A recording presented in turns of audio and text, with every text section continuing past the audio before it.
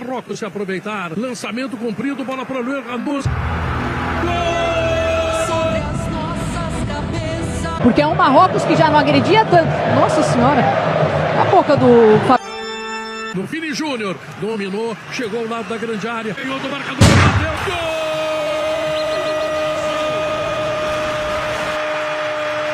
A gente viu ali a comemoração do Travis Scott. Parecia um brasileiro ali, o Travis Scott. Travis, be my Brazilian friend. Receba. What's up, baby? E aí, meu chefe? Beleza? What's up, baby? Daquele jeito? Pessoal, Tá assim? Bora! pessoal, Bora, meu bora. chefe! É pau, é pau, é pau! Pau, pau! Deu azar, mas depois veio pra fazer uma boa falta.